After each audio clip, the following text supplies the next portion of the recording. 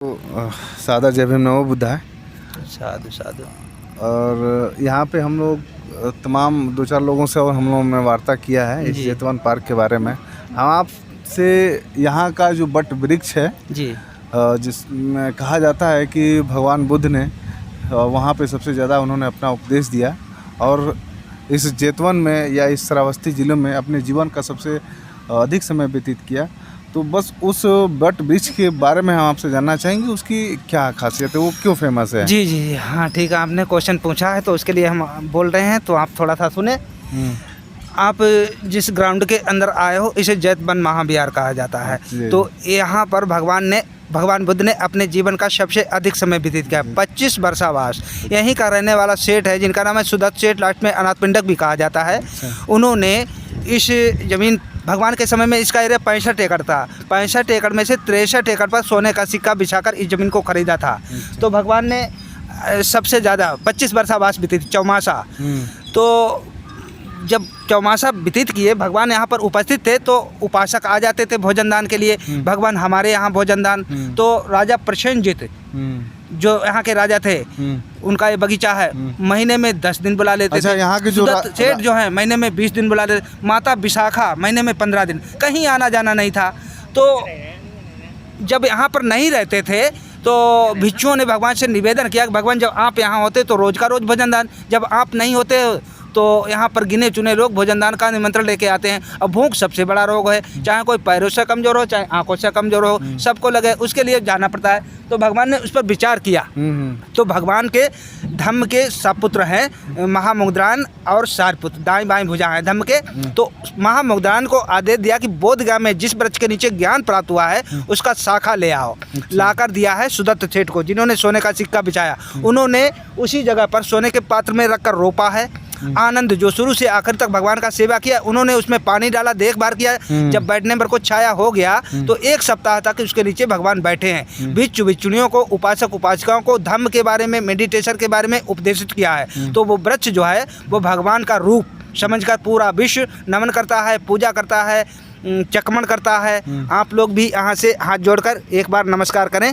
बंदामि चेतियं सब्बं सब्ब ठानेषु प्रतिष्ठितं शारीरिक धातु महाबोधि बुद्ध रूपं शकलं सदा यस्य मूले निशिन्नो वा शब्बारि विजयं अका पत्तो सब्युक्तं सत्था वन्दे तं बोधिपादपं इमे हेते महाबोधि लोकनाथेन पूजिता अहम पिते नमस्यामि बोधिराजा नमस्तुते। जिस तरीके से हम लोग हैं, हाथ है, पैर है, मुंह है, कान है, नाक है, इसी तरीके से भगवान को जो बोधगया में ज्ञान प्राप्त हुआ है उसका साक्षात्कार वृक्ष सामने है। पूरा विश्व नमस्कार करता है, चकमन करता है, पूजा करता है।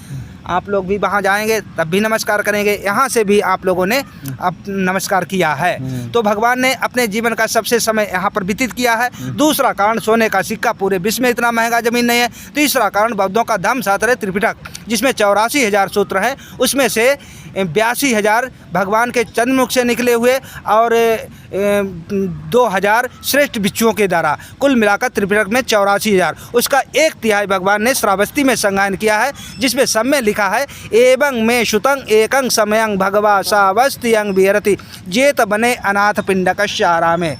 जेत वन का बगीचा है, अनाथ पिंडक द्वारा खरीदा हुआ है, उसमें भगवान निवास करते थे। तो यहाँ पर उस त्रिपिटक का 1/3 भाग। इन तीनों कारणों की वजह से श्रावस्ती पूरे विश्व में खुशबू की तरह महक रहा है। पूरे विश्व के लोग इतना लंबा समय होने के बावजूद भी यहाँ पर अपना कल्याण करने के लिए आते हैं। अच्छा, यहाँ पे किन किन देशों के जो हैं लोग यहाँ पे आते हैं? बौद्ध धर्म पूरे विश्व में होने की वजह से यहाँ पर कंबोडिया है, चाइना है, थाईलैंड है, वियतनाम है, श्रीलंका का पूरा देश का देश एक बच्चा आएगा। वहाँ का सरकार भी बौद्धिस्ट होने की वजह से डोनेशन देता है कि वहाँ अपना सभी तीर्थ स्थल का भ्रमण करके आओ।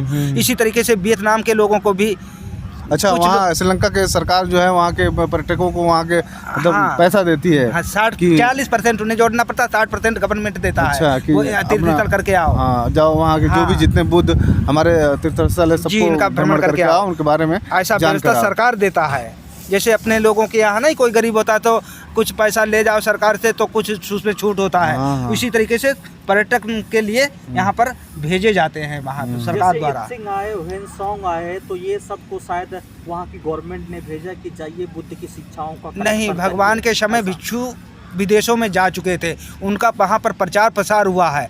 तो प्रचार प्रसार होने पर उन लोगों ने इस चीज़ को पढ़ा है, सुना है, देखा है, तो उन्होंने यहाँ पर बताया कि ये तीर्थ स्थल है, यहाँ पर भगवान बुद्ध ने निवास किया है, यहाँ पर ज्ञान प्राप्त हुआ है, यहाँ पर पहला उपदेश, ये सब तीर्थ स्थल ह्वेन सांग फाहियान ने आकर यहाँ पर खोजा है और वो चीज़ें यहाँ पर मिली हैं।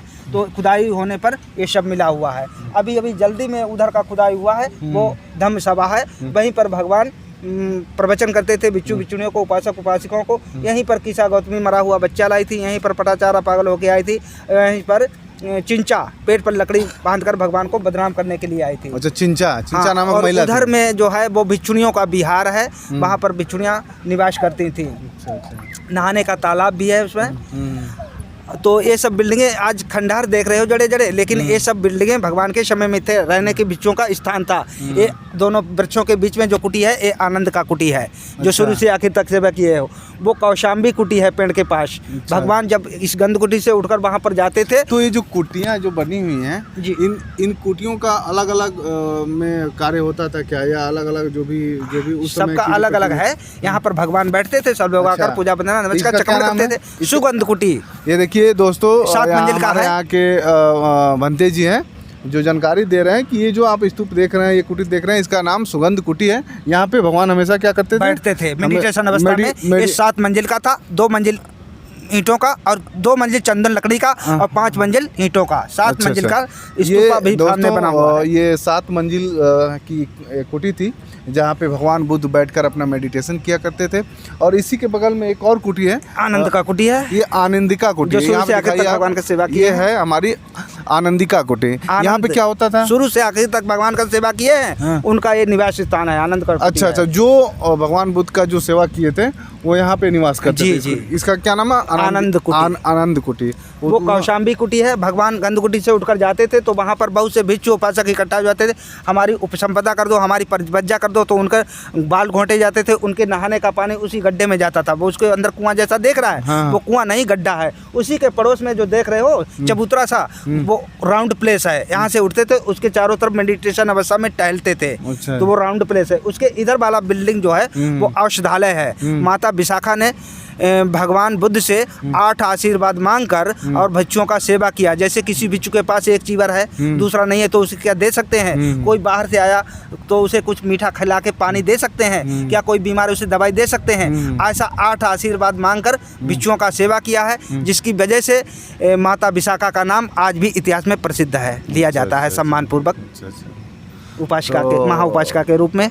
और साथियों, आपने देखा हमारे भंते जी ने इस जेतवन पार्क में जितनी भी कुटियाँ हैं, उन कुटियों की विशेषता, उन कुटियों में भगवान बुद्ध के समय क्या होता था, उन सारी चीज़ों से इन्होंने काफ़ी अच्छी जानकारी दी। काफ़ी अच्छा लगा कि इस जेतवन पार्क की जो भी सारे स्तूप बने हुए हैं, इनके विशिष्ट कार्य क्या है, उसमें क्या होता था, क्या नहीं होता था। आप जब उस गेट से एंट्री करेंगे तो उसके पड़ोस में जो कुटी बना है वो राहुल, भगवान के शापुत्र राहुल का कुटी है। भगवान की शरण में 7 साल की अवस्था में वहाँ पर पहुँचे थे कपिल वस्तु, तो माता यशोधरा ने बता दिया यही तुम्हारे पिताजी हैं, इनसे अपना अधिकार ले लो। तो 7 साल का बच्चा पिता से अधिकार मांगता हुआ भगवान ने भिक्षु संघ में ले जाकर उनका बाल घोंटकर भिक्षु बना दिया। 12 साल की उम्र में अरहत पद प्राप्त हुआ है, तो उनका कुटी है। उसी के पड़ोस में गुप्तपुत्र कुटी, कहीं गंदी जगह पर छोटा सा बच्चा पाया गया, भिक्षुओं ने उसे पाला पोसा बड़ा किया तो वो अरहत हुए हैं, तो उनका भी कुटी है। उन्हीं के पड़ोस में, गुप्तपुत्र कुटी के पड़ोस में उपाली नाई, कपिल वस्तु राजधानी से 5 राजकुमार गए थे बुद्ध की शरण में, तो उपाली नाई भी, दाढ़ी मूछ बनाने वाला, वो भी गया। तो भगवान ने उपाली को सबसे पहले उपसंपदा दिया, क्योंकि वो सबसे बड़े हो गए, जो कि सुबह शाम राजकुमार उनको नमस्कार करते थे। ये है भगवान की करुणा कि एक छोटे से व्यक्ति को सबसे बड़ा बना, महान बना दिया, जो कि उसे सुबह शाम नमस्कार लोग करते थे, राजकुमार। तो उनका कुटी है। उसके ऐसे कोने में जब जाओगे तो वहाँ पर राज का राम बौद्ध विहार है। जैसे भगवान के बाद में हुए हैं गोविंद चंद, हरिचंद, ऐसे राजा हुए हैं, उन्होंने पूरा बौद्ध विहार बनवाकर भिक्षुओं को दान किया था। उसी के आगे आओगे तो एक कुआं टाइप का देखोगे। वो भगवान के समय में लोना चम्मारी का नाम सुना है, उन्होंने अपने गुरु धनोत्तर की अरदास में बनवाकर वो कुआं दान किया था भिक्षुओं को। तो वो भी कुआं है, उसका पानी आज भी विदेशी और जो जानकार लोग हैं वो ले जाते हैं, उसको यूज करते हैं। ऐसे में जाओगे तो वहाँ पर एक 8 कोने का कुआं पाओगे। तो इसी धम्म सभा में भगवान के समय में बैलगाड़ियों द्वारा व्यापार होता था, तो कोई 8 भाई व्यापार करके यहाँ पर धम्म सभा में प्रवचन सुने, उनका श्रद्धा जागा कि हम भी दान करना चाहिए। लेकिन पैसा कम होने की वजह से उन्होंने अपने हाथों से उस कुएं को खुदाई किया है और उसे जोड़ा, तो उसके 8 कोने बनाए हैं। 8 भाई होने की वजह से 8 कोने बनाकर भिक्षुओं को दान किया था। तो वो कुआं भी वहाँ पर आपको देखने को मिलेगा। बहुत बहुत और एक कुआं तो भगवान के समय का है। भगवान इसी कुएं का पानी, ये नहाने का स्थान है, यहाँ पर नहाते थे भिक्षु लोग, इसका पानी यूज करते थे। तो विदेशी लोग आते हैं, इसको अपने माथे से लगाते हैं, इस पानी को, जल को। अच्छा, यहाँ भगवान बुद्ध नहाते थे? हाँ, ये नहाने का पानी, पीने का बढ़िया पानी दोस्तों, है। यहाँ पे कुआं है, तो आप लोग भी इस पानी को यूज कर यहाँ सकते हैं। पे स्नान करते थे। आप देख सकते हैं कुआं, जो कि यहाँ पे विदेशी लोग जो आते हैं यहाँ पे, जो बुद्ध अनुयायी हैं, यहाँ के पानी को अपने सर पे भी, जैसा कि बंते जी ने बताया, वो सर पे लगाते हैं। सर पे लगाते हैं, अपने देश ले जाते हैं। और अपने यहाँ तक कि अपने देश को भी वो पानी ले जाते हैं। तो बहुत बहुत धन्यवाद आपको बंते जी, आपने इतनी अहम जानकारी दी जेतवन पार्क के बारे में। आप भी आइए श्रावस्ती, और यहाँ जहाँ भगवान बुद्ध ने अपना जीवन का सबसे अधिक समय व्यतीत किया वहाँ घूमिए। यहाँ बट वृक्ष है और यहाँ पे तमाम भतें जी हैं, इनसे बात करिए और सारी जानकारी लीजिए और अपने आप को स्वच्छ और करुणामयी इंसान बनाइए अपने आप को। Thank you.